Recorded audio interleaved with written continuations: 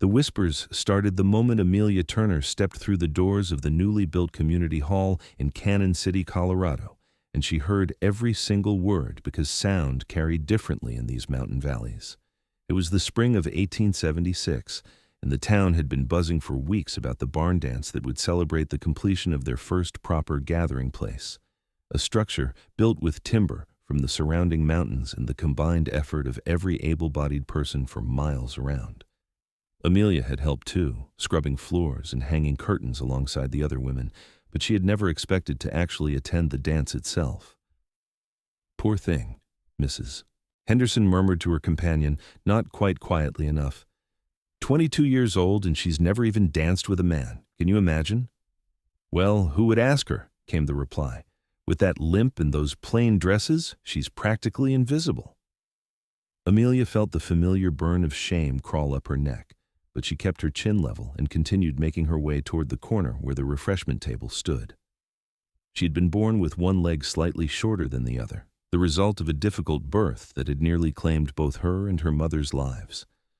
The limp was pronounced, especially when she was tired, and it had marked her as different from the moment she took her first steps. Her father had died in a mining accident when she was 12, leaving her and her mother to run their small homestead alone.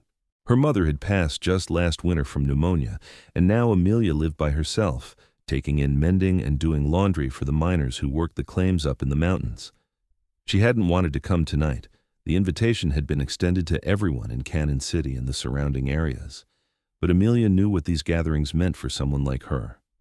She would sit against the wall, smile politely, and watch as every other woman in the room was swept onto the dance floor by eager partners. But her neighbor, old Mr. Garrett, had insisted on driving her into town, claiming he needed the company for the journey, and she hadn't had the heart to refuse him. The community hall was already crowded with people dressed in their finest clothes. The women wore dresses in bright colors, their hair carefully arranged, while the men had slicked back their hair and donned clean shirts. In the corner, a small band consisting of 2 fiddles, a banjo, and a harmonica was tuning up, filling the air with discordant notes that would soon become music. Lanterns hung from the rafters, casting a warm golden glow over everything, and the smell of pine from the fresh-cut lumber mixed with the scent of perfume and hair tonic. Amelia found a chair near the refreshment table and sat down carefully, arranging her skirts around her legs. She wore her best dress, a simple gray cotton with a white collar that she had sewn herself, but she knew it was plain compared to the ruffles and ribbons adorning the other women. She had pulled her chestnut hair back into a neat bun at the nape of her neck, and her face, while not beautiful, had pleasant features and kind hazel eyes. The music started with a lively reel, and immediately the floor filled with couples. Amelia watched them spin and laugh, their faces flushed with happiness and exertion. She recognized most of them. There was Sarah Miller dancing with Tom Crawford, both of them making eyes at each other like lovesick puppies. Martha Jenkins was being twirled by the banker's son, her yellow dress flaring out around her ankles. Even Widow Peterson, who had to be pushing 50, had found a partner in the form of the blacksmith. "Never seen so many people in one place," a deep voice said from beside her, and Amelia startled, turning to find a man standing there with 2 cups of punch in his hands. She had never seen him before, and she would have remembered if she had. He stood well over 6 feet tall, with broad shoulders that strained against his clean but worn shirt. His arms, visible where he had rolled up his sleeves, were corded with muscle, the kind that came from hard physical labor rather than casual work. His hair was dark brown and hung past his collar, tied back loosely with a strip of leather, and his face was weathered from sun and wind, with a strong jaw covered in several days' worth of stubble. His eyes were a striking blue-gray, the color of storm clouds over the mountains, and they looked at her with an intensity that made her breath catch. "I suppose it is quite a crowd," Amelia managed to say, taking the cup he offered her automatically. "Name's Samuel Atwood," he said, settling himself against the wall beside her chair. "Most folks call me Sam. I've got a place up in the high country, about 15 miles northwest of here. Don't get down to town much." "Amelia Turner," she replied, feeling suddenly nervous under his steady gaze. "I live just outside town on the old Turner homestead." He nodded slowly, his eyes never leaving her face. "I've heard of you. You're the woman who does the mending for the miners." Amelia wasn't sure whether to be flattered or embarrassed that he had heard of her. Yes, that's right. It keeps me busy. Good work mending, Sam said. Takes patience and skill. My mother used to do mending before she passed. Always admired how she could take something torn and ruined and make it whole again. There was something in his voice when he mentioned his mother that told Amelia the loss was still fresh, even if it had been years ago. She understood that kind of grief intimately. I'm sorry for your loss, she said quietly. Appreciate that, he replied. Been 5 years now, but some days it feels like yesterday. They stood in companionable silence for a moment, watching the dancers whirl past. The reel ended, and another began, this one slightly slower. Sam shifted beside her, and she could feel the warmth radiating from his large frame. You planning to dance tonight? He asked suddenly. Amelia felt her cheeks grow hot. Oh, I don't think so. I'm not much for dancing. That's not what I asked, Sam said, and there was no judgment in his voice, only curiosity. I asked if you were planning to dance, not if you were good at it. I've never danced before, Amelia admitted, the words tumbling out before she could stop them. Not with anyone, I mean. I don't know how. Sam was quiet for a long moment, and Amelia wished desperately that she could disappear into the floor. Why had she told him that? Now he would think her even more pathetic than everyone else did. Well, Sam said finally, setting down his cup with deliberate care, would you like to learn? Amelia's head snapped up to look at him. What? Would you like to learn to dance? Sam repeated, holding out one large calloused hand to her. I'm no fancy dancer, but I know the basics. I could show you. I don't think that's a good idea, Amelia said quickly, her heart hammering in her chest. I have a limp, you see, and I'm afraid I would step on your feet or make you look foolish. Sam's expression didn't change. Miss Turner, I've wrestled bears, tracked mountain lions through 3 feet of snow, and once carried a full-grown elk on my back for 2 miles. I'm pretty sure I can handle a dance with you without looking foolish. The question is, do you want to try? Amelia stared at him, searching his face for any sign of mockery or pity. She found neither.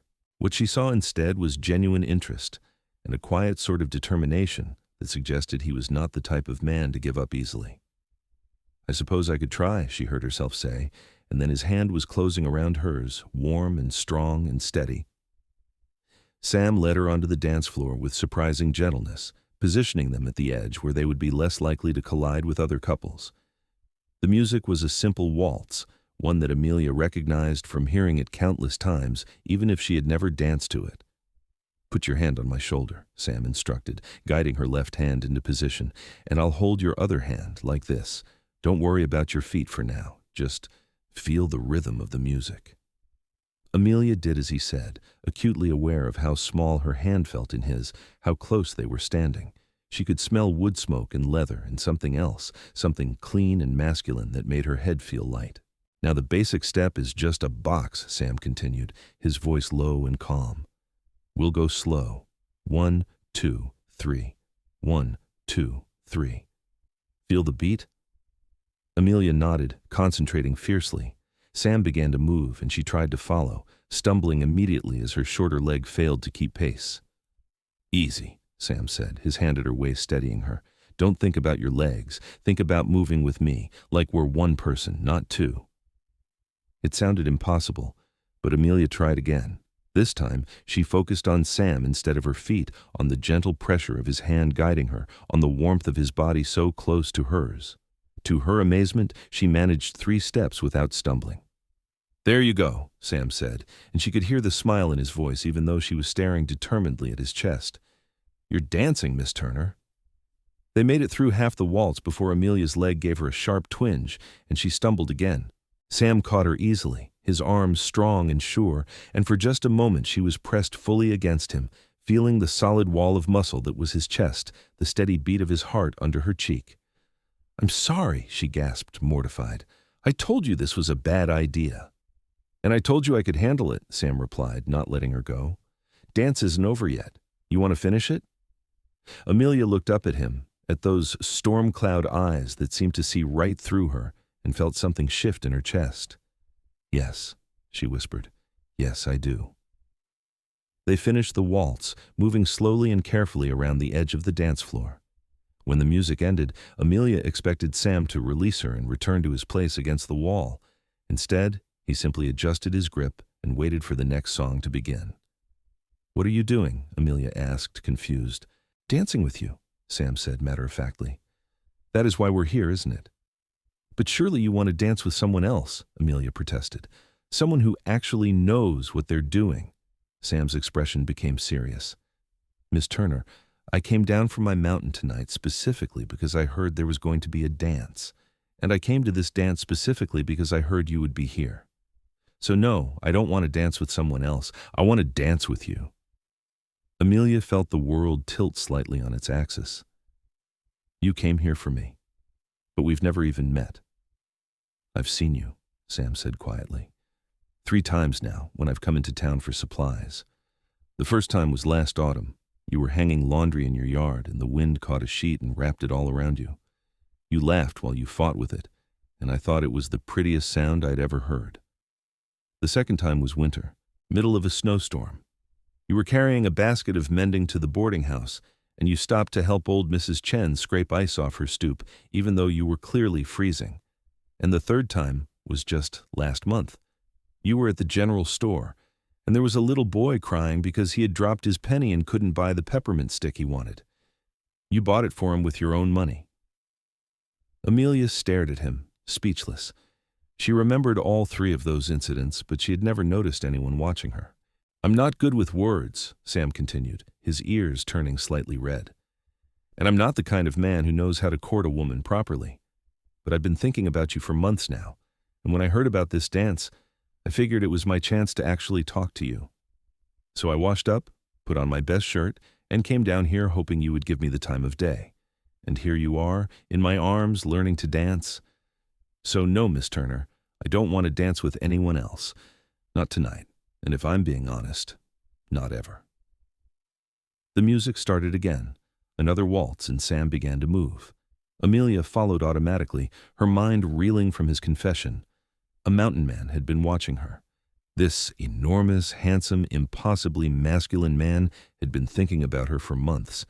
It seemed like something from a dream. "I don't understand," she finally managed. "Why me? I'm nothing special. I'm plain and I limp and I live alone on a failing homestead." Sam was quiet for several measures of music before he answered. "You want to know what I see when I look at you?" he asked. "I see a woman who laughs even when things are hard. I see someone who helps others even when she's struggling herself. I see strength and kindness and grace, the real kind that has nothing to do with how you walk or what you wear. That's not nothing, Miss Turner. That's everything." Amelia felt tears prick at her eyes and blinked them back furiously. "You don't know me," she said, but her voice lacked conviction. "Then let me," Sam replied simply. "Let me know you.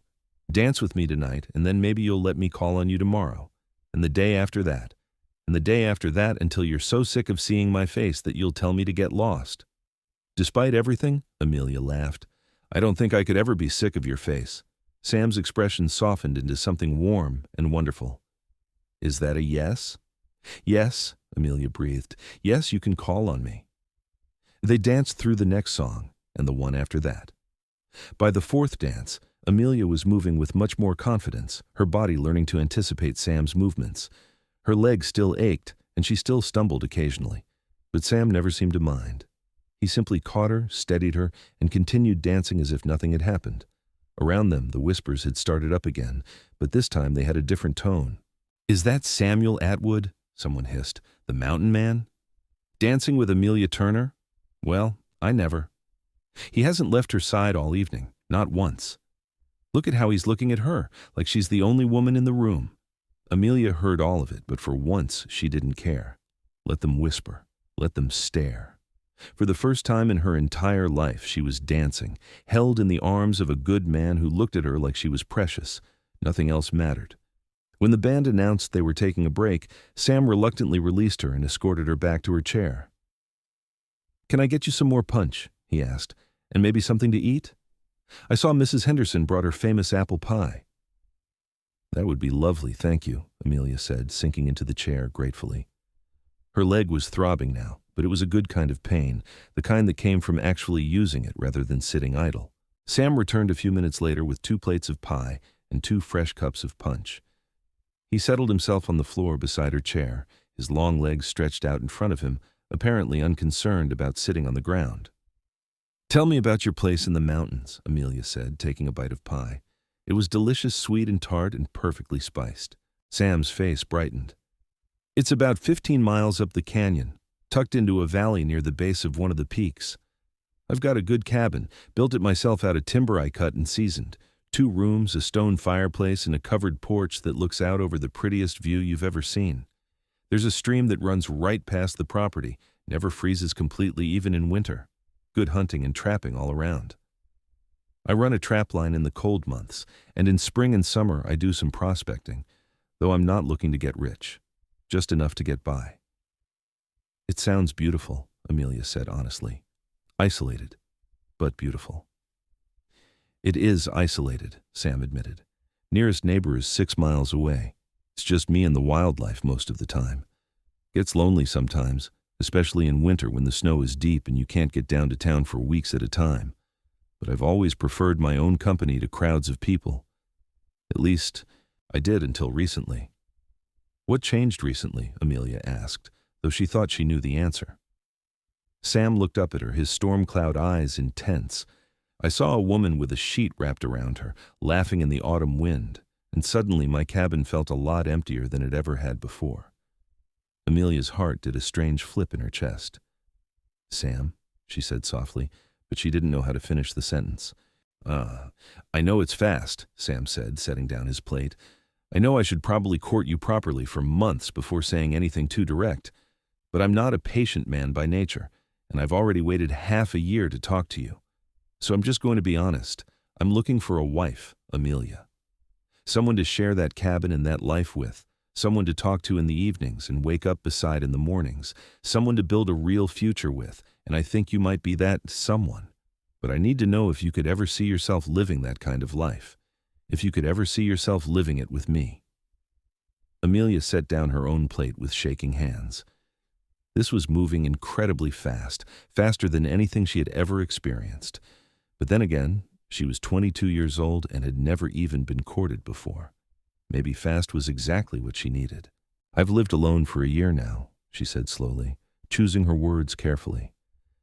"And I've been lonely for much longer than that, if I'm being honest. My mother and I loved each other, but she was often sad after my father died, and I always felt like I was more of a burden than a comfort to her. I've spent my whole life being the woman people pitied, the one they whispered about and felt sorry for. And I'm tired of it, Sam. I'm tired of being alone and invisible and plain.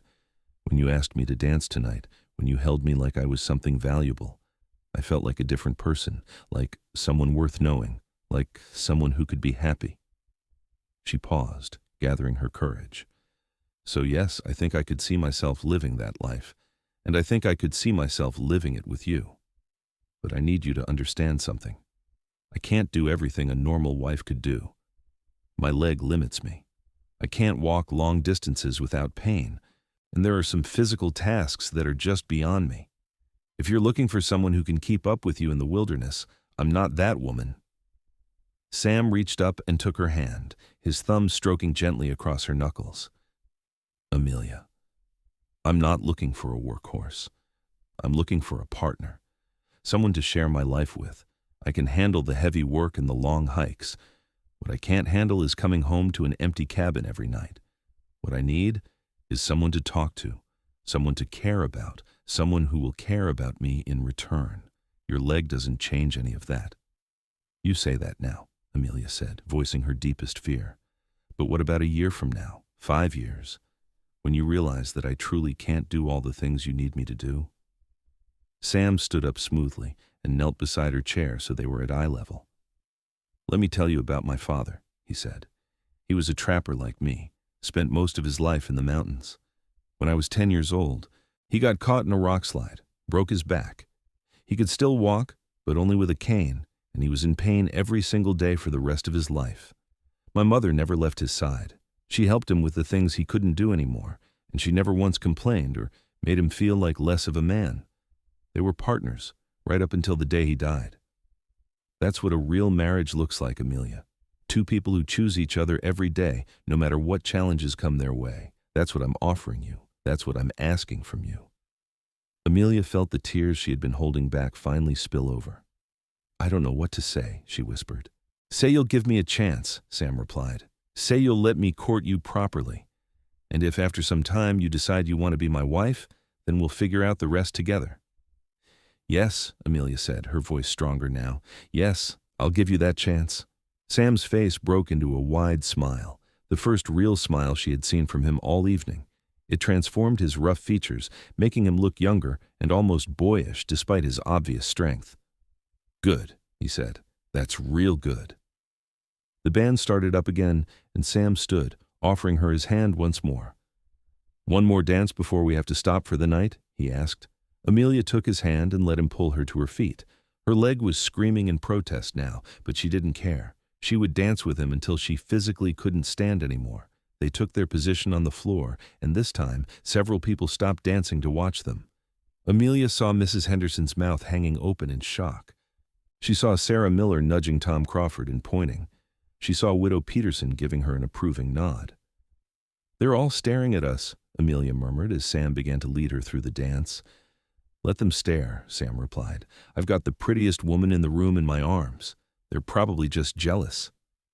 Amelia laughed, a genuine sound of delight that bubbled up from somewhere deep inside her. "You're ridiculous." "Maybe," Sam agreed, "but I made you laugh, so I'll count that as a win." They danced through 3 more songs, and with each one, Amelia felt her confidence grow. She was never going to be a graceful dancer, and her limp ensured that she would always be slightly offbeat. But she was dancing. She was in the arms of a strong, handsome man who looked at her like she mattered, and she was dancing. When the band finally announced the last song of the evening, Sam pulled her slightly closer. "I'm going to call on you tomorrow," he said, "if that's all right with you." "What time?" Amelia asked. "Around noon? I'll bring lunch. We can sit on your porch and talk." "I'd like that," Amelia said. The final song ended, and Sam escorted her off the dance floor.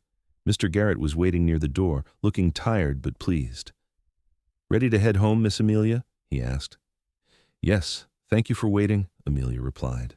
Sam walked them out to Mr. Garrett's wagon and helped Amelia up onto the seat with a hand at her elbow. "I'll see you tomorrow," he said, looking up at her in the lantern light spilling from the hall. "Tomorrow," Amelia echoed, and then Mr. Garrett was clucking to the horses and they were pulling away. Amelia turned to look back and saw Sam standing in the middle of the street, watching them go, a solitary figure backlit by the warm glow of the community hall. Even from a distance, even in the darkness, she could feel the intensity of his gaze. "That's quite a man," Mr. Garrett observed. "Samuel Atwood. I've heard stories about him. They say he once tracked a wolf pack for 5 days straight to save a rancher's livestock. They say he can read the weather just by looking at the mountains. They say he's the best shot in 3 counties. "They say a lot of things," Amelia replied softly. "Well, one thing I know for certain," Mr. Garrett continued, "is that he didn't take his eyes off you the entire evening. I was watching, you see. Every time you danced by, his attention was completely focused on you. That's not a man who's playing games, Miss Amelia. That's a man who's decided what he wants." Amelia didn't respond, but she hugged those words to herself like a precious gift. The ride back to her homestead took about 20 minutes, and by the time they arrived, Amelia's leg was throbbing in earnest. Mr. Garrett helped her down and walked her to her door. "Thank you for insisting I come tonight," Amelia said. "I'm glad I went." "So am I," Mr. Garrett replied with a knowing smile. "Sleep well, Miss Amelia. I have a feeling tomorrow's going to be an important day." Amelia went inside and lit a lamp, then sank into her mother's old rocking chair by the cold fireplace. She was exhausted, physically and emotionally, but she was also happier than she could ever remember being. She replayed the evening in her mind, from the first moment Sam had spoken to her to the last sight of him standing in the street. He had asked her for every dance, every single one. While other men had switched partners and chatted with friends, Sam had stayed by her side, dancing with her, talking with her, making her feel like the most important person in the world. It was more than she had ever dared to dream of. Amelia eventually dragged herself to bed, but sleep was a long time coming.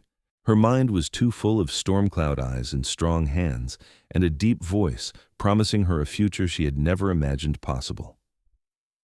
The next morning dawned bright and clear, with the kind of crystalline blue sky that only seemed to exist in the mountains. Amelia woke early despite her late night and immediately began preparing for Sam's visit. She tidied the small cabin, swept the floors, and even picked some early wildflowers to put in a jar on the table. Then she took out her good dress, the dark blue one with the little white flowers embroidered on the collar, and changed into it carefully. By the time noon arrived, Amelia was sitting on her porch in the rocking chair, her hands folded in her lap, trying not to look as nervous as she felt. She heard him before she saw him, the steady clip-clop of horse hooves on the hard-packed dirt road. Then he came into view, riding a large bay gelding and leading a smaller gray mare behind him. Both horses looked well cared for and sturdy, the kind of animals that could handle mountain trails. Sam dismounted in one smooth motion and tied both horses to the porch rail. He was wearing clean trousers and a dark blue shirt that matched his eyes, and his hair was still damp, as if he had just washed it in a stream. In one hand, he carried a large basket covered with a cloth. "Good afternoon," he said, climbing the porch steps. "I hope I'm not too early."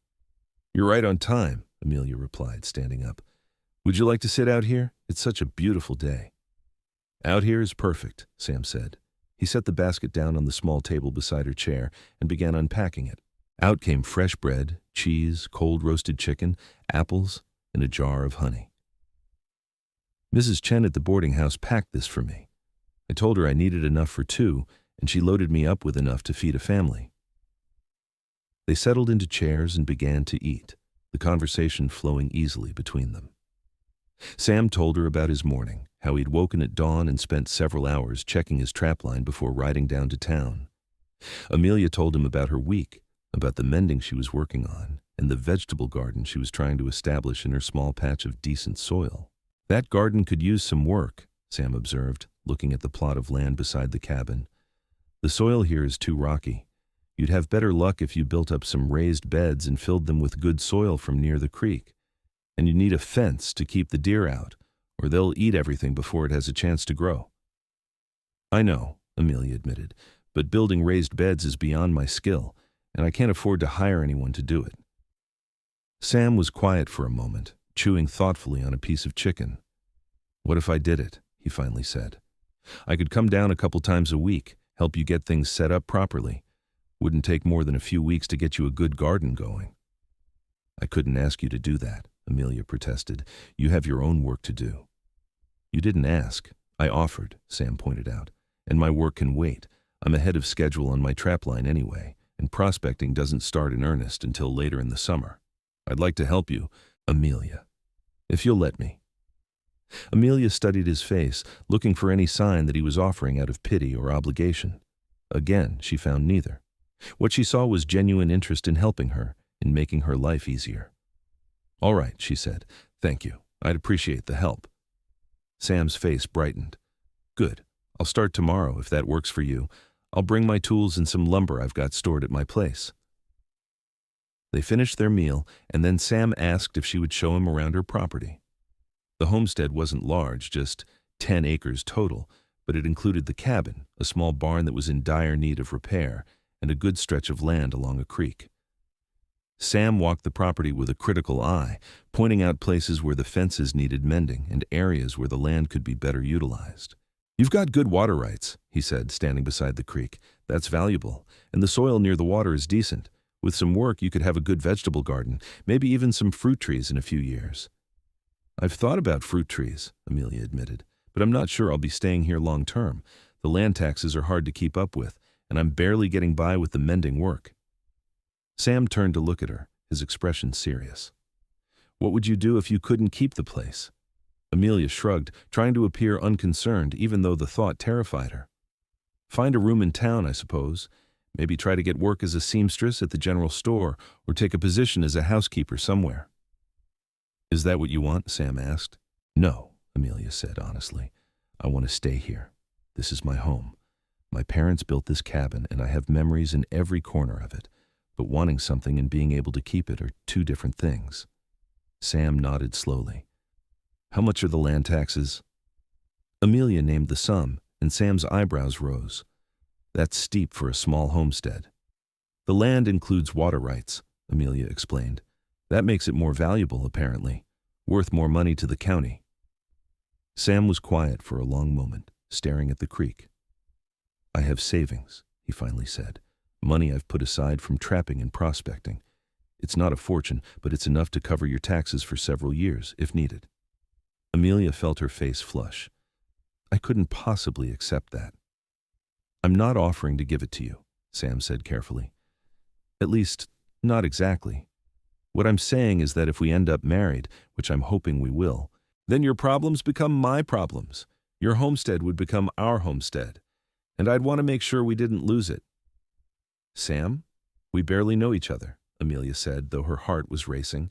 You can't plan your entire financial future around a woman you met last night. Can I? Sam replied, turning to face her fully. Amelia, I'm not a young man anymore. I'm 30 years old, and I've spent the last decade living alone in the mountains. I know what I want now, and I know what I don't want. I don't want to waste time playing games or pretending to feel less than I do. I'm attracted to you. I admire you. I think we could build a good life together. And yes, I know that's fast, and yes, I know you might need more time to figure out how you feel. But I want you to know where I stand. I want you to know that I'm serious about this. Amelia's hands were shaking, so she clasped them together tightly. I need to know something. She said. Why me? Really. I know what you said last night, but I need to understand. You're a strong, capable man. You could have any woman you wanted. Why are you so determined to pursue someone who can barely walk without limping, who has nothing to offer but a failing homestead and a skill with a needle? Sam stepped closer to her, close enough that she had to tilt her head back to look up at him. You want the truth? He asked softly. The whole truth? Amelia nodded, not trusting her voice. I spent my whole childhood watching my father struggle with his injury, Sam said. I watched him deal with the pain, the frustration, the way people looked at him differently after the accident. But I also watched my mother love him through all of it. I watched them build a partnership based on respect and genuine affection, not on what each of them could or couldn't do physically. That's what I learned about love, Amelia. It's not about perfection. It's about finding someone whose soul fits with yours, someone who makes you want to be better, someone who sees you for who you really are. He reached out and gently tucked a loose strand of hair behind her ear, his fingers lingering for just a moment. When I see you, I don't see a limp. I see a woman who fights to keep her home even when the odds are against her. I see someone who helps others even when she's struggling herself. I see kindness and strength and a quiet grace that has nothing to do with how you move. That's what draws me to you, not despite your limitations, but because of how you've refused to let them define you. Amelia felt tears welling up again. You're going to make me cry, she said, laughing a little. Sorry, Sam said, though he didn't look particularly sorry. I told you I'm not good with words. Those were pretty good words, Amelia managed. Better than good, actually. Sam smiled, that transforming expression that made her heart skip. So what do you say? Will you let me court you properly? Let me come visit a few times a week, help you with the property, get to know each other better? Yes, Amelia said. Yes, I'd like that very much. And so began the strangest, most wonderful few weeks of Amelia's life. True to his word, Sam rode down from his mountain at least 3 times a week, sometimes more. He arrived early in the morning with his tools and worked steadily throughout the day, building raised garden beds, repairing the barn, fixing the fences, and completing a dozen other tasks that Amelia had been unable to do herself. But the work was only part of it. While he worked, they talked. Sam told her about his childhood in the mountains, about learning to trap and hunt from his father, about the harsh winters and the beautiful summers, about the wildlife he encountered and the dangers he had faced. Amelia told him about growing up with her limp, about the loneliness of being different, about her parents and their struggles, about her dreams of having a real family someday. They discovered they had similar values. Both believed in hard work and self-sufficiency. Both appreciated the beauty of the natural world. Both preferred quiet evenings at home to rowdy social gatherings. Both wanted children, eventually, and a real partnership in marriage rather than separate spheres. Sam was patient with her physical limitations, never pushing her to do more than she was capable of, but also never treating her like she was fragile. When she helped him with tasks, holding boards while he nailed them or sorting through vegetables while he planted, he accepted her assistance as a genuine contribution. When her leg hurt and she needed to rest, he simply suggested they take a break and sit on the porch for a while. In return, Amelia cooked for him, proper hot meals that she knew he wasn't getting in his lonely cabin. She mended his clothes, which desperately needed it after years of hard use. She listened to his stories and laughed at his dry sense of humor, and slowly, carefully, she let herself begin to hope that this might actually work, that she might actually get to have the life she had always dreamed of. One evening in late May, about 3 weeks after the dance, Sam stayed later than usual. They had finished a particularly difficult project, building a new chicken coop, and Amelia had insisted on making him a proper dinner as thanks. They sat on the porch afterward, watching the sun set behind the mountains, painting the sky in shades of orange and pink and purple. "I need to go back up to my place for a few days," Sam said reluctantly. "I've been neglecting things up there, and I have some maintenance work that can't wait any longer." Amelia felt a sharp pang of disappointment but tried not to show it. "Of course, you've already spent so much time helping me. I've been selfish, keeping you down here so much." "You haven't been selfish," Sam said firmly. "I've wanted to be here, but I do need to take care of a few things. I should be gone about 4 days, maybe 5 if the weather turns bad. But I'll be back, Amelia, I promise." "I know," Amelia said, and she meant it. Sam was not the kind of man who made promises lightly. Sam reached over and took her hand, lacing his fingers through hers. It was the most intimate gesture he had made since that first night of dancing, and Amelia's breath caught. "I'm going to miss you," he said quietly. "That's a strange feeling for me. I've spent years living alone without missing anyone, but now the thought of 4 days without seeing you feels like too long." "I'll miss you too," Amelia admitted. "The cabin is going to feel very quiet without you here." Sam stood up, pulling her gently to her feet as well. For a moment they just stood there, hands clasped, looking at each other in the fading light. Then Sam lifted his free hand and cupped her cheek, his palm warm and rough against her skin. "Can I kiss you?" he asked, his voice low and careful. "I've been wanting to for weeks now, but I wanted to make sure you were ready."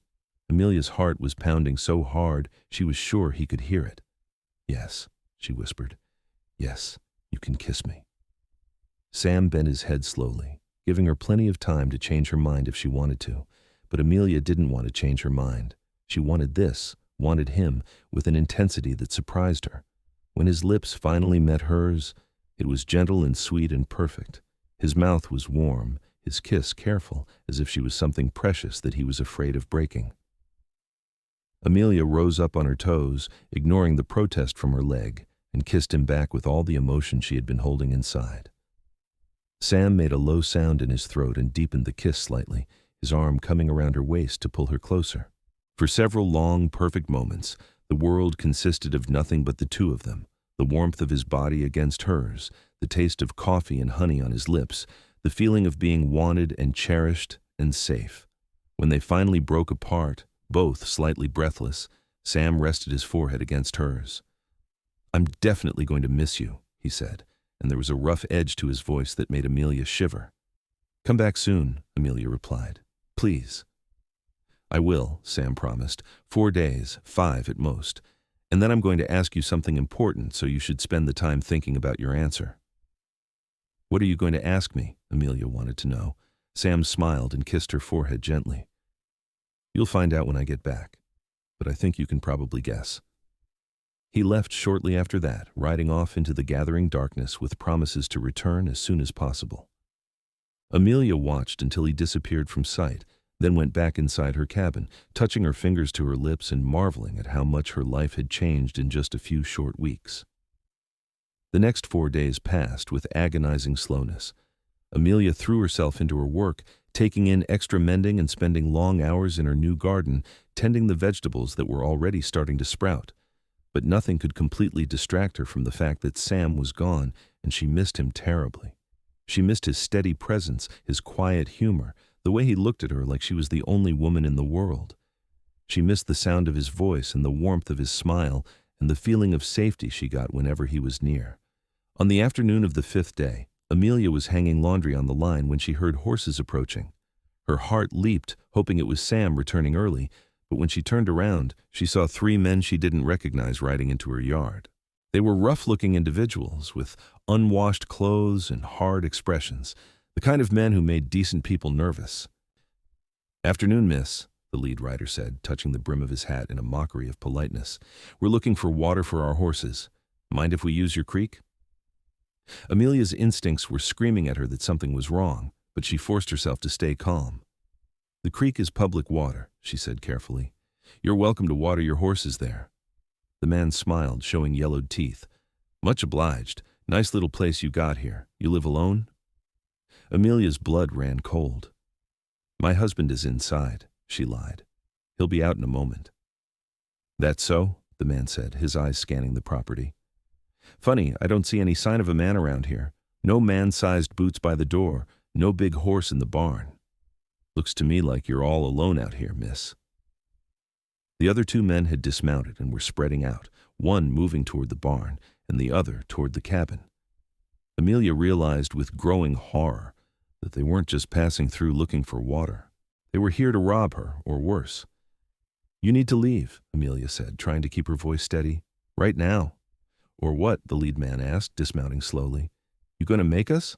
A little crippled girl all alone?" Amelia backed toward the cabin, her mind racing. She had a rifle inside, but it was leaning in the corner by the fireplace, and she would never reach it before these men caught her. She opened her mouth to scream, hoping one of her distant neighbors might hear, but before she could make a sound, the man lunged forward and grabbed her arm. "Don't make this harder than it needs to be," he growled. "Just show us where you keep your valuables, and we'll be on our way." Amelia tried to pull free, but his grip was iron tight. The other 2 men had reached the cabin and were starting to go inside. Fear and fury warred in Amelia's chest. These men were going to destroy everything she had, everything she had worked so hard to keep. And then, like something out of a dream, she heard a roar that sounded more animal than human. The man holding her suddenly released her and spun around, and Amelia saw Sam charging across the yard on his bay gelding, his face a mask of pure rage. He had a rifle in his hands, and he looked absolutely terrifying, every inch the dangerous mountain man that stories were told about. "Get away from her!" Sam bellowed, pulling his horse to a sliding stop and leveling the rifle at the lead man's chest. "Get away from her right now, or I will shoot you where you stand." The 3 men froze. The 2 who had been entering the cabin came back out slowly, their hands raised. The lead man took several steps back from Amelia, his face pale. "We don't want any trouble, mister," he said. "We were just asking for water." "You were threatening a woman," Sam said, his voice deadly calm now. "I saw the whole thing from up on the ridge. You have 3 seconds to get on your horses and ride out of here before I start shooting. 1. The men didn't wait for 2. They scrambled for their horses, mounting in a panic. Within seconds, they were galloping away, disappearing down the road in a cloud of dust. Sam waited until they were completely out of sight before dismounting. He propped his rifle against the porch rail and then strode over to Amelia, who was shaking so badly she could barely stand. "Are you hurt?" he demanded, his hands running over her arms and shoulders, checking for injuries. "Did they hurt you?" "No," Amelia managed. "They just scared me." "How did you know? How did you get here?" "I saw them from up on the ridge," Sam explained, pulling her into his arms and holding her tight. "I was riding back from my place, and I saw 3 riders heading toward your homestead. Something about the way they were moving made me nervous, so I pushed my horse hard to get here. Thank God I did." Amelia buried her face against his chest, letting the fear and relief wash over her in waves. "They were going to rob me," she said. "Maybe worse. They knew I was alone." "You're not alone," Sam said fiercely. "Not anymore. Not ever again if I have anything to say about it." He held her for several long minutes, one hand stroking her hair, murmuring soothing words. Gradually, Amelia's shaking subsided, and she became aware of how hard Sam's heart was pounding, how tense his muscles were. He had been terrified too, she realized, terrified for her. "Come on," Sam finally said, guiding her toward the cabin. "Let's get you inside. I want to make sure they didn't take anything." They checked the cabin together and found that the men hadn't had time to steal anything before Sam arrived. Everything was still in its place, but Amelia felt violated nonetheless. Those men had been in her home, had touched her things with their dirty hands. Sam seemed to sense her thoughts. "They're gone now," he said gently, "and they won't be back. I made sure they saw my face and knew I wouldn't hesitate to use that rifle if they tried anything again." Amelia nodded, but she was still shaken. Sam made her sit down in the rocking chair and then went to start a fire in the fireplace, even though the evening was warm. "You're in shock," he explained. "Fire helps." Once the fire was going, Sam pulled a chair over and sat directly in front of her, taking both her hands in his. "Amelia," he said seriously, "I can't leave you here alone anymore. It's not safe. Those men might have been the first, but they won't be the last. A woman alone, especially one who is known to have limited mobility, is a target out here. You know that." "I know," Amelia whispered, "but what choice do I have? This is my home." "You have a choice," Sam said. "You can marry me, right away, as soon as we can arrange it. Move up to my cabin where I can protect you, or I'll move down here and we'll make this homestead into a proper working ranch. Either way, we'll be together, and I'll make sure nothing like this ever happens again." Amelia stared at him. "Sam, that's not a proposal. That's you being scared and protective." "You're right," Sam said, "so let me do this properly." He stood up, then knelt down on one knee in front of her chair, still holding her hands. "Amelia Turner, I fell for you the first time I saw you laughing in the autumn wind. I fell harder when I watched you help others despite your own struggles. And I fell completely when you let me dance with you that night at the community hall. These past few weeks have been the best of my life, and the thought of going even one more day without you by my side permanently is more than I can stand. I'm not a rich man, and I'm not a fancy man, but I'm a man who will love you and protect you and honor you every single day for the rest of my life. Will you marry me? Will you be my wife and my partner and the person I wake up beside every morning?" Tears were streaming down Amelia's face now, but they were happy tears. "Yes," she said. "Yes, Sam, I'll marry you." Sam surged to his feet and pulled her up into his arms, kissing her with a passion and intensity that made her head spin. This kiss was different from the gentle one they had shared before. This was a claiming, a promise, a declaration of possession and devotion, all rolled into one. When they finally broke apart, both breathing hard, Sam pressed his forehead to hers. "We'll get married as soon as possible," he said. "This week, if we can arrange it. I'm not waiting anymore, Amelia. I can't. I need to know you're safe, that you're mine, that nobody can ever hurt you again." "This week," Amelia agreed, dizzy with happiness and relief and a dozen other emotions she couldn't even name. "But Sam, we need to figure out the practical things. Where will we live? What will we do with this homestead? What about my mending business?" Sam pulled back slightly to look at her. "We'll figure it all out," he said. "But right now, I want to stay here tonight. Sleep on your floor if I have to, just so I know you're safe. Tomorrow we'll ride into town and talk to the pastor about a wedding. We'll handle everything else as it comes." That night, Sam did sleep on Amelia's floor, wrapped in blankets with his rifle at his side. Amelia tried to insist he take her bed, but he refused, saying he had slept in far worse conditions in the mountains. She lay in her small bed, listening to him breathe, marveling at how safe she felt knowing he was there, how natural it seemed to have him in her home. The next morning they rode into Canon City together, with Amelia sitting on the gray mare Sam had brought her. The town was bustling with the usual morning activity, but Amelia barely noticed. She was focused entirely on the future that was unfolding before her. They found Pastor Williams at the church, a kind older man who had known Amelia's family for years.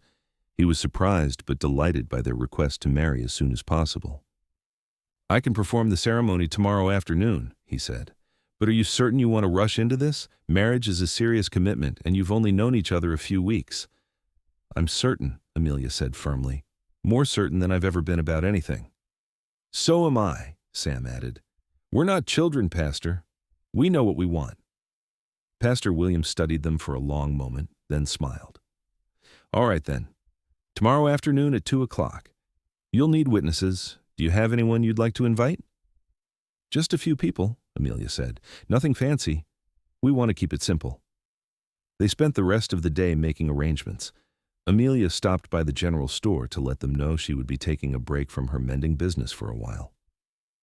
Sam purchased supplies for setting up a more permanent living situation, though they still hadn't decided whether they would live at her homestead or his mountain cabin. By the time they returned to the homestead that evening, Amelia was exhausted but happier than she could ever remember being. The wedding the next day was small and simple, exactly as they had wanted. Mr. Garrett was there, beaming with pride. Mrs. Chen from the boarding house came, wiping tears of joy from her eyes. A handful of other townspeople who had heard about the wedding showed up to wish them well. Even Mrs. Henderson was there, looking somewhat chagrined about the gossip she had spread at the dance. Amelia wore her best dress, the dark blue one with the embroidered flowers, and Sam wore clean clothes with his hair neatly tied back. They stood before Pastor Williams in the small church, hands clasped, and spoke their vows with steady voices and full hearts. I, Samuel Atwood, take you, Amelia Turner, to be my lawfully wedded wife. I promise to love you, honor you, protect you, and stand by your side through whatever life brings us. From this day forward, you are my partner, my companion, and my heart. I, Amelia Turner, take you, Samuel Atwood, to be my lawfully wedded husband. I promise to love you, honor you, support you, and stand by your side through whatever life brings us. From this day forward, you are my partner, my companion, and my heart. When Pastor Williams pronounced them husband and wife, Sam kissed Amelia with such tenderness that several people in the small congregation openly cried. Amelia felt like she was floating as they walked back down the aisle together, her hand tucked into the crook of Sam's arm. There was a small celebration afterward at the boarding house, with Mrs. Chen providing cake and coffee. People congratulated them and asked about their plans. Sam explained that they would be living at Amelia's homestead for the time being, making improvements and building it into a proper ranch, but that they might eventually spend summers at his mountain cabin as well. Best of both worlds, Mr. Garrett said approvingly.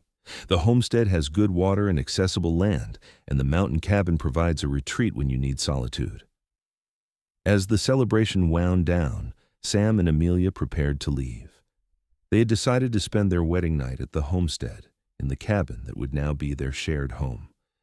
Sam helped Amelia onto her mare, then mounted his own horse, and they rode out of town together as the sun began to set. The ride home was quiet, both of them lost in their own thoughts. Amelia kept sneaking glances at Sam, still hardly able to believe that this strong, capable, handsome man was now her husband. Sam caught her looking at one point and gave her a warm smile that made her heart skip. When they reached the homestead, Sam dismounted first and then lifted Amelia down from her horse with his hands at her waist. But instead of setting her on her feet, he swept her up into his arms, cradling her against his chest. "What are you doing?" Amelia laughed. "Carrying my bride over the threshold," Sam replied. "It's tradition, isn't it?" "I think that's usually just for fancy houses," Amelia said, but she wrapped her arms around his neck and held on. Sam carried her up the porch steps and through the door, not setting her down until they were standing in the middle of the small main room. The fire in the fireplace had died down to embers, and the cabin was shadowy and intimate. "Are you nervous?" Sam asked softly, still holding her close. A little," Amelia admitted. "Are you?" "Terrified," Sam said with a small laugh. "I've faced down bears and mountain lions, but the thought of disappointing you tonight scares me more than anything." Amelia reached up and touched his face, feeling the rough stubble on his jaw. "You could never disappoint me," she said. "Not you."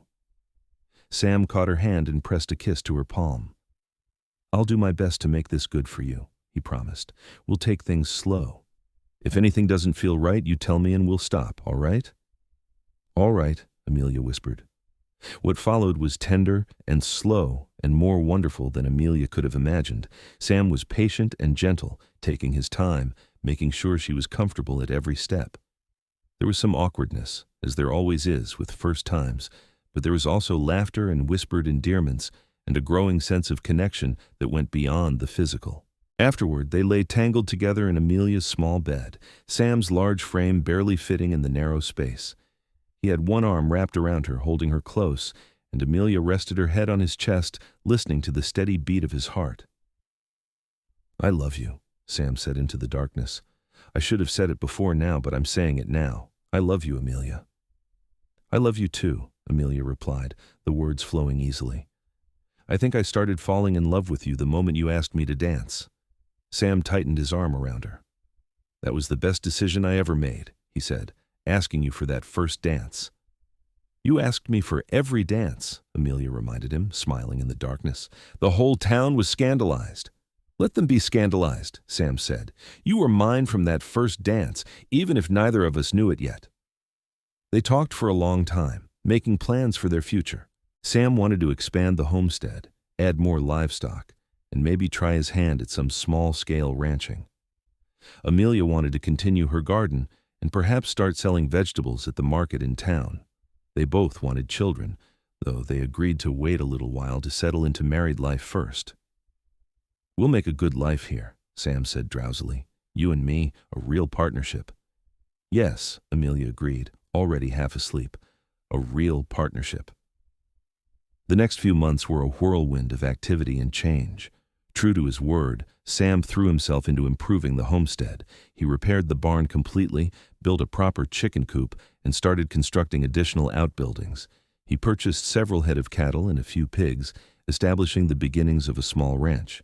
He hired a few men from town to help with the heaviest work, and the homestead began to transform from a struggling piece of property into a thriving enterprise. Amelia worked just as hard, tending her garden, caring for the chickens, and managing the household. She continued to take in some mending, but now she was more selective about the work she accepted. She also began to make friends in town, finding that being a married woman gave her a social standing she had never had before. People who had pitied or ignored her now treated her with respect, and invitations to social gatherings began to arrive. But the best part of married life was simply being with Sam.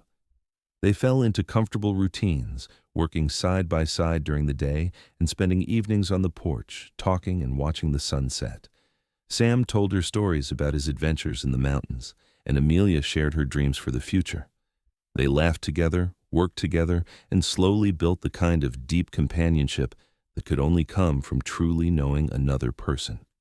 In late summer, Sam took Amelia up to his mountain cabin for a visit. The journey took most of a day, with Amelia riding her mare and Sam leading the way on his gelding. The trail was steep and narrow in places, and Amelia had to stop several times to rest her leg, but Sam was patient and encouraging. When they finally arrived at the cabin, Amelia understood immediately why Sam loved this place. The cabin sat in a small valley surrounded by towering peaks, with a crystal-clear stream running past in meadows full of wildflowers. The air was thin and clean, and the silence was profound, broken only by the sounds of wildlife and rushing water. "It's beautiful," Amelia breathed, looking around in wonder. "It's yours now, too," Sam said, dismounting and helping her down. "Our place, whenever we want to get away from the world for a while." They spent 3 days at the mountain cabin, and it was like a second honeymoon. They hiked the nearby trails, with Sam adjusting his pace to match Amelia's and finding easier paths when the terrain became too difficult. They fished in the stream and cooked their catch over an open fire. They made love in the big bed Sam had built himself, with the windows open and the cool mountain air flowing over their skin. On their last evening there, they sat on the porch, watching the stars emerge in the darkening sky. The Milky Way was visible in all its glory, something that was impossible to see from the homestead due to the light from town.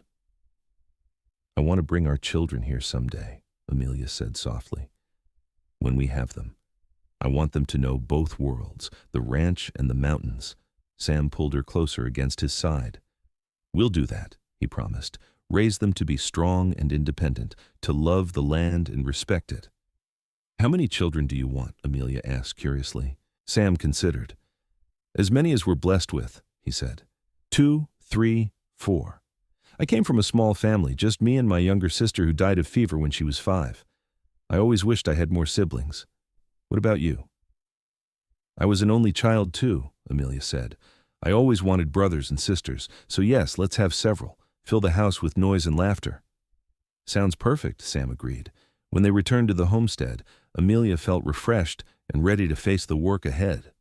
Autumn was approaching, which meant harvest time for the garden and preparing for winter.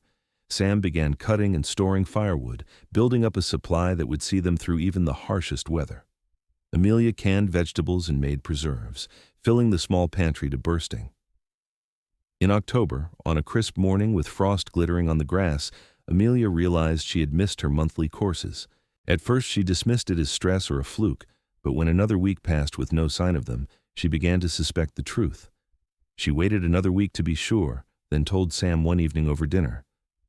"I think I'm pregnant," she said quietly, watching his face carefully. Sam froze with his fork halfway to his mouth. "You think you're pregnant?" he repeated. "I'm fairly certain," Amelia said. "I've missed my courses and I've been feeling queasy in the mornings. I remember my mother describing the same symptoms when she was expecting me." Sam set down his fork slowly, and for a moment, Amelia couldn't read his expression. Then, his face broke into the widest smile she had ever seen, and he jumped up from his chair with such enthusiasm that it toppled over backward. "We're having a baby?" he said, coming around the table to pull her into his arms. "We're really having a baby?" "Yes," Amelia laughed, relieved by his obvious joy. "We're having a baby, probably sometime in late spring, if my calculations are right." Sam kissed her soundly, then knelt down and pressed his ear to her still flat stomach. "Hello in there," he said. "This is your father. I just want you to know that you're already the most loved child in the world." Amelia laughed and ran her fingers through his hair. "Sam, the baby can't hear you yet. It's still too small." "Doesn't matter," Sam said, looking up at her with shining eyes. "I'm telling it anyway." The pregnancy progressed smoothly through the fall and into winter. Amelia experienced some morning sickness, but nothing too severe, and her energy levels remained good. Sam became absurdly protective, insisting she avoid heavy lifting and making her sit down whenever she looked even slightly tired. Amelia found it both touching and occasionally frustrating, but she understood it came from a place of deep love and care. Winter that year was harsh, with heavy snows that sometimes made the road to town impassable for days at a time. But the homestead was well prepared, with plenty of food stored and firewood stacked high. Sam kept busy with the livestock and maintenance work, while Amelia spent long hours sewing baby clothes and preparing the small second room of the cabin as a nursery. In the evenings, they sat by the fire, and Sam would read aloud to her from the few books they owned, or they would simply talk about their hopes and dreams for their growing family. Amelia felt a contentment she had never known before, a deep sense of rightness about her life and her place in it. Spring arrived with a burst of color and warmth, and Amelia's belly grew round and heavy. She could feel the baby moving inside her now, little flutters and kicks that made her laugh with delight. Sam was fascinated by the movement, often placing his large hands on her stomach to feel their child shifting and turning. In May, on a warm afternoon when the apple trees were blooming, Amelia went into labor. Sam had ridden to town 2 days earlier to fetch the midwife, Mrs. Peterson, and install her in their spare room just in case the baby came early. His foresight proved wise, as the labor started suddenly and progressed quickly. Mrs. Peterson took charge immediately, boiling water and setting up everything she needed, while Sam paced the main room like a caged animal. Amelia labored for 8 hours, with Mrs. Peterson offering encouragement and Sam holding her hand during the worst of the contractions. Finally, as the sun was setting, their son was born, howling his displeasure at being thrust into the world. "You have a beautiful, healthy boy," Mrs. Peterson announced, wrapping the baby in a clean blanket and placing him in Amelia's arms. Amelia looked down at her son, at his tiny red face and his shock of dark hair, and felt her heart expand with a love so fierce it almost hurt. "Hello, little one," she whispered. "We've been waiting for you." Sam knelt beside the bed, his eyes fixed on his son with an expression of awe. "He's perfect," he breathed. "Absolutely perfect. What should we name him?" They had discussed names throughout the pregnancy, but had never quite settled on one. Now, looking at her son, Amelia knew exactly what his name should be. "Thomas," she said, "after my father, Thomas Samuel Atwood." "Thomas," Sam repeated, testing the name. "I like it. Hello, Thomas. I'm your papa." The baby squirmed and made small, mewling sounds, and Sam gently reached out to touch his tiny hand. Thomas's fingers immediately wrapped around Sam's thumb with surprising strength, and Sam's eyes filled with tears. "He's so small," Sam said wonderingly. "How is something so small even possible?" "He'll grow," Mrs. Peterson said with a knowing smile. "And quickly, too. Enjoy this time when he's tiny because it won't last long. Mrs. Peterson stayed for 3 days to help Amelia recover and to teach her the basics of caring for a newborn. Sam was a dedicated student, learning how to change nappies and swaddle the baby and soothe him when he cried. By the time Mrs. Peterson left, both new parents felt reasonably confident in their abilities, though they were exhausted from the round-the-clock demands of a newborn. Thomas was a good baby, healthy and strong, with his father's blue-gray eyes and his mother's chestnut hair. He nursed well and slept in decent stretches, allowing his parents to get at least some rest. Sam proved to be a natural father, patient and gentle with his son, often walking the floor with Thomas in his arms when the baby was fussy. As spring turned to summer, life on the homestead settled into a new rhythm. Amelia cared for Thomas and managed the household, while Sam handled the outdoor work and the livestock. They had help from a young man named Peter, who Sam had hired to assist with the heavier tasks, giving Sam more time to spend with his family. On a warm evening in late June, they sat on the porch together, with Thomas sleeping in a basket at their feet and the sounds of the ranch settling down for the night all around them. Amelia was leaning against Sam's side, his arm around her shoulders, feeling utterly content. "Do you ever think about that night at the dance?" Sam asked suddenly. "When all this started?" "All the time," Amelia admitted. "I still can't quite believe it sometimes. That night I was just the lonely woman everyone pitied, the one who had never even danced with a man, and now look at us. We have a home, a ranch, a beautiful son, a whole life together." "You were never someone to be pitied," Sam said firmly. "You were always strong and beautiful and worthy of love. It just took me coming along to show you that, and to show everyone else too." "You asked me for every dance that night," Amelia said, smiling at the memory. "I thought you were crazy." "I was crazy," Sam agreed. "Crazy about you. Still am. Always will be." They sat in comfortable silence for a while, watching the stars emerge one by one. Thomas stirred in his basket but didn't wake, his tiny fists clenched beside his head. "I want more of these," Sam said, nodding toward the baby. "More children, I mean. When you're ready. This feels right, having a family, having you." "I want more too," Amelia said. "At least 2 or 3 more. Thomas should have siblings, brothers, and sisters to grow up with." "We'll start working on that once Thomas is a bit older," Sam said with a grin, and Amelia laughed and swatted his chest playfully. "You're incorrigible," she said. "And you love me anyway," Sam replied. "Yes," Amelia agreed softly. "I love you anyway. I love you completely."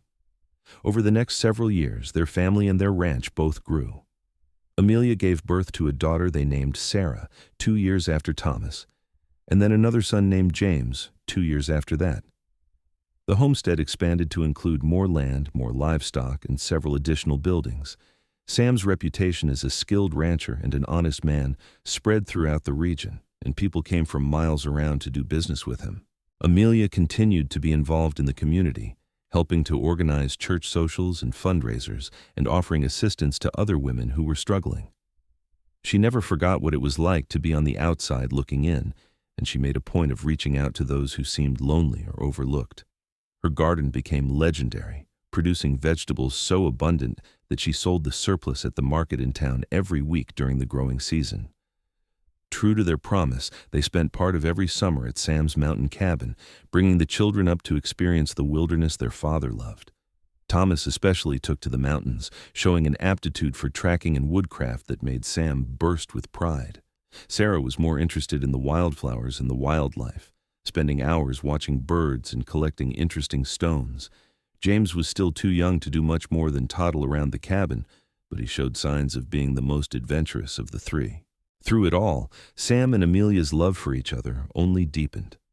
They had their disagreements, of course, as all couples do, but they always worked through them with honesty and respect. Sam never made Amelia feel less capable because of her leg, and Amelia never made Sam feel trapped by their family responsibilities. They were true partners in every sense of the word, supporting each other through challenges and celebrating each other's successes. On a spring evening 5 years after that first dance, Sam and Amelia found themselves alone on the porch again. The children were all asleep inside, worn out from a day of playing in the newly planted fields. The ranch was quiet, except for the usual nighttime sounds of animals settling and crickets chirping. Do you remember what you said to me on our wedding night? Amelia asked, playing with Sam's fingers where they were laced with hers. I said a lot of things that night, Sam replied with a smile. You'll have to be more specific. You said we would make a good life here, Amelia reminded him. A real partnership, and you were right. We have made a good life. The best life. Sam pulled her closer and kissed the top of her head.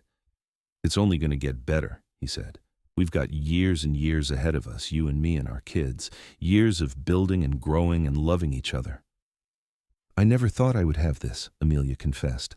A husband who loves me, children, a real home and family. When I went to that dance, I was just hoping to not be completely humiliated. I never imagined I would meet someone like you.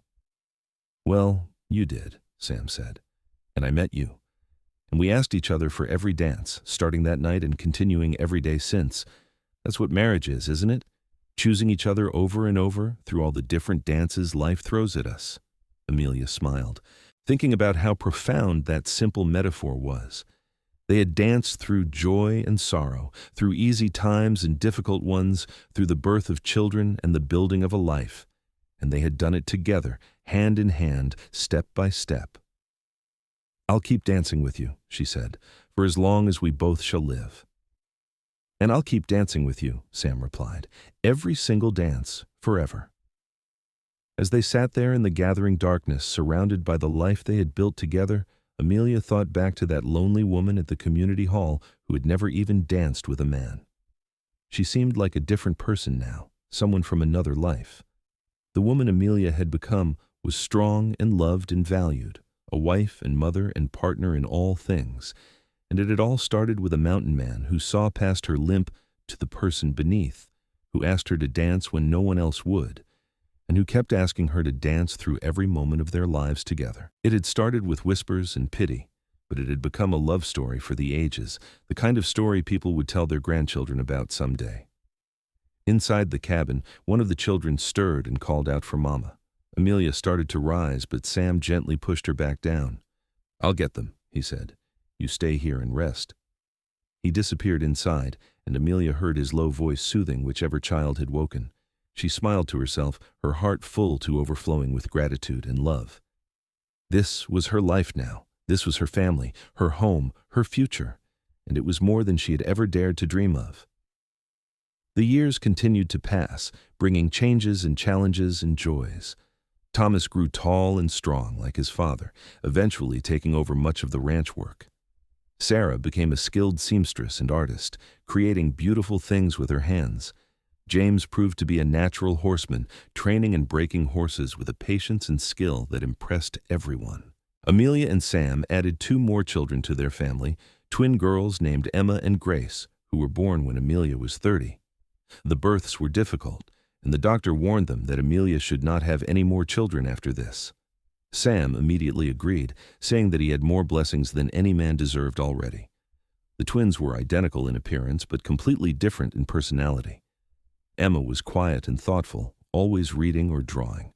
Grace was loud and energetic, constantly getting into mischief and making everyone laugh. Together they kept the household lively and entertaining. As the children grew older and more independent, Sam and Amelia found themselves with more time for each other again. They took walks around the property in the evenings, just the 2 of them, talking about everything and nothing. They went back to spending longer stretches at the mountain cabin, sometimes just the 2 of them, reliving those early days of their marriage. On their 10th wedding anniversary, Sam surprised Amelia with a gift he'd been working on in secret for months. He led her out to the barn and showed her a beautiful wooden rocking chair he had carved and assembled himself. The back was decorated with intricate patterns of flowers and vines, and the arms were smooth and perfectly shaped. I wanted to make you something special, Sam said, watching her face anxiously. Something that would last, that you could rock our grandchildren in someday. Amelia ran her hands over the smooth wood, tears streaming down her face. It's beautiful, she whispered. The most beautiful thing I've ever seen. Not nearly as beautiful as you, Sam said, pulling her into his arms.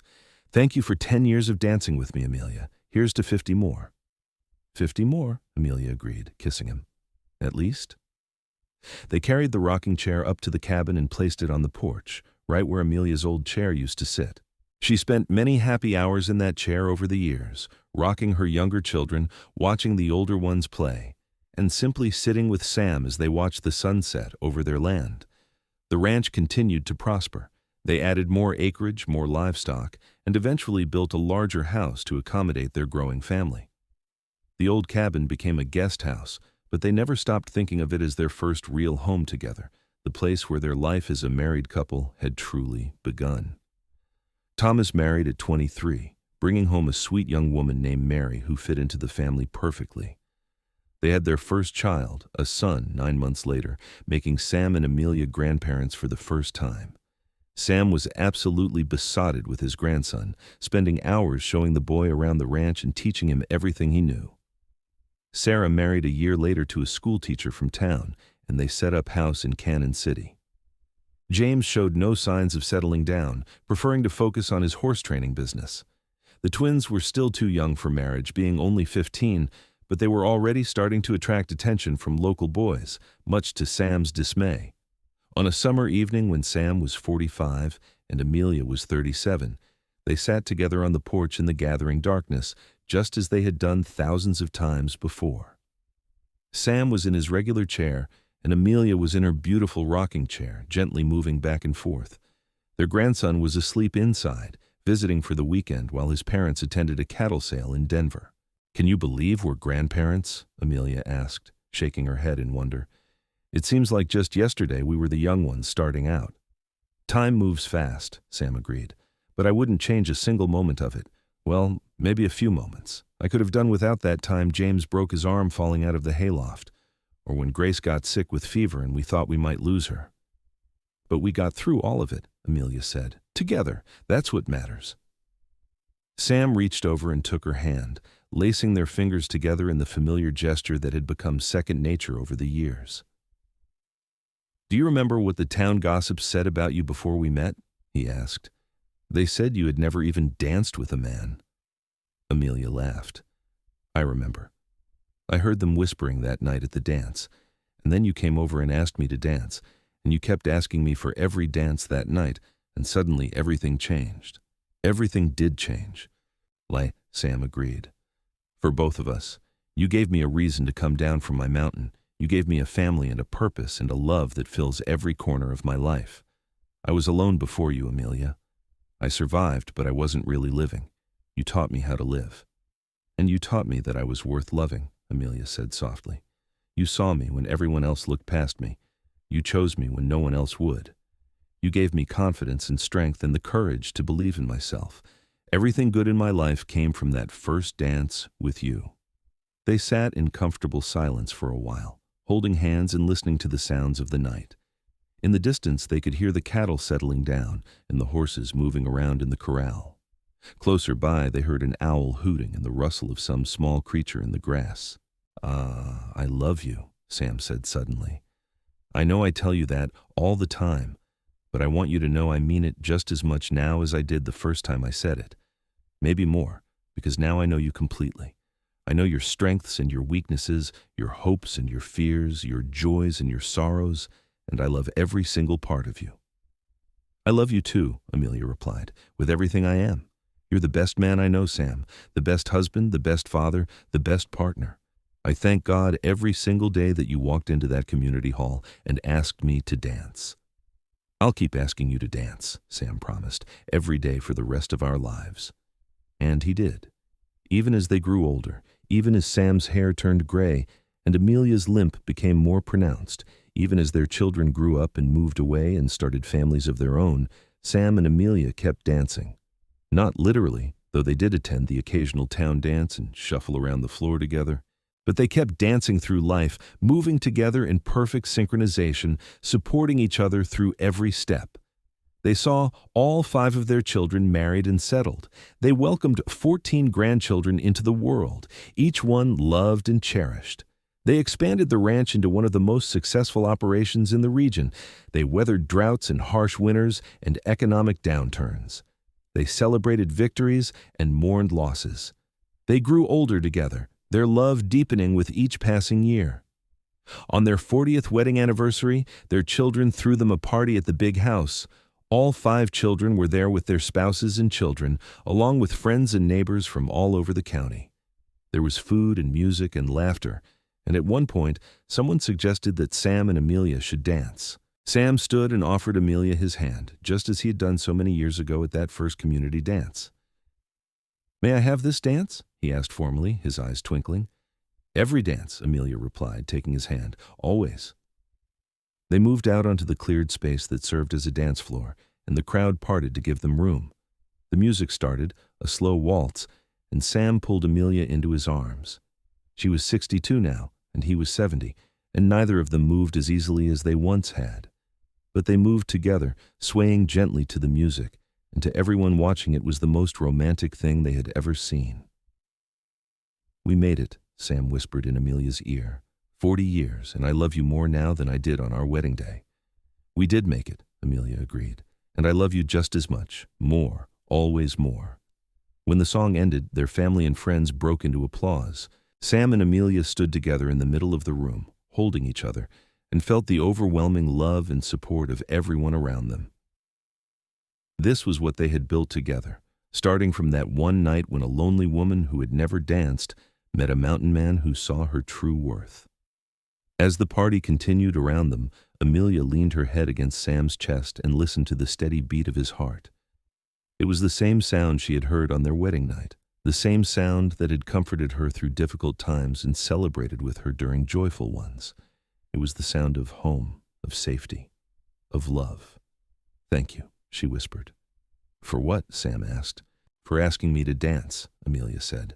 "For every dance, then and now and always. For choosing me, for loving me, for building this beautiful life with me." Sam kissed the top of her head gently. "Thank you for saying yes," he replied, "for taking a chance on a rough mountain man who didn't know the first thing about courting a woman properly, for believing in me and in us, for being my partner in all things." They stood there together, surrounded by their children and grandchildren, by the life they had built and the love they had nurtured. And as Amelia looked around at all the faces smiling at them, at the home full of warmth and laughter, at the man who had stood by her side through everything, she knew that every whisper, every doubt, every moment of loneliness and fear had been worth it to get to this point. She had been the woman who never even danced with a man. He had been the mountain man who asked her for every dance. And together they had created something beautiful and lasting and true. A love story that would be told for generations to come, a testament to the power of seeing someone's true worth and choosing to love them completely. As the evening wore on and the party eventually wound down, Sam and Amelia found themselves back on their porch, sitting in their familiar chairs. The house behind them was full of family sleeping in every available space, and the ranch was quiet under the stars. "Are you happy?" Sam asked, though he already knew the answer. "Completely," Amelia said. "Are you?" "More than I ever dreamed possible," Sam replied. "You gave me everything, Amelia, everything that matters." They sat together in the comfortable silence of long married couples who no longer needed words to communicate. The moon rose over the mountains, bathing everything in silver light. Somewhere in the distance a coyote howled, and one of the dogs barked in response. Inside the house, a baby cried briefly and then quieted, soothed by their mother's voice. This was their life. This was their legacy. A family built on love and respect and partnership, a ranch that would continue for generations, a story of two unlikely people who found each other against all odds and built something extraordinary together. And it all started with a dance. One simple dance, offered by a man who saw past surface appearances to the person beneath. One simple yes, spoken by a woman who dared to hope for more than she thought she deserved. One night at a community hall in Canon City, Colorado, when whispers turned to wonder, and a mountain man asked a lonely woman for every dance. They had danced that night, and they had never stopped dancing.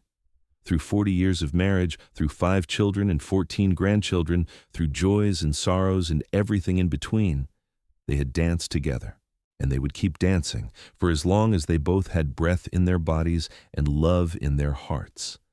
That was their promise to each other, made on that first night and renewed every day since. Every dance, forever. And they had kept that promise, creating a love story that would inspire everyone who heard it for generations to come.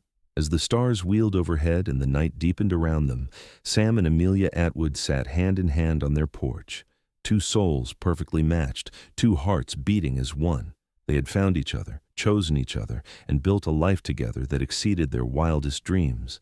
And if anyone ever asked them the secret to a lasting marriage, they would smile and say simply, "Keep dancing. No matter what life throws at you, no matter how difficult things get, keep dancing together. Choose each other every day. See each other's true worth. Love without reservation, and never, ever stop dancing." That was the lesson of their lives, the wisdom earned through 40 years of partnership. And it was a lesson their children and grandchildren would carry forward, passing it down through the generations, ensuring that the love story of Sam and Amelia would never be forgotten. The woman who had never danced and the mountain man who saw her worth had created something timeless and beautiful. They had transformed whispers into wonder, loneliness into love, and doubt into devotion. And they had done it all together, one dance at a time, one day at a time, one moment of choosing each other at a time. And so their story ends, not with an ending, but with a continuation. Because true love never really ends. It lives on in the children who carry forward their parents' values, in the grandchildren who hear the stories and learn from them, in the land that was worked and nurtured and passed down through generations. It lives on in every couple who chooses to see past surface appearances to the person beneath, in every act of kindness and partnership, in every promise kept and every dance shared. Sam and Amelia's dance continued for many more years, until one by one they passed peacefully in their old age, surrounded by family and secure in the knowledge that they had lived well and loved completely. And even after they were gone, their story remained, a testament to the power of love to transform lives and create legacies. The ranch they built still stands, now run by their great-grandchildren. The rocking chair Sam carved sits on the porch of the original cabin, carefully preserved as a family treasure.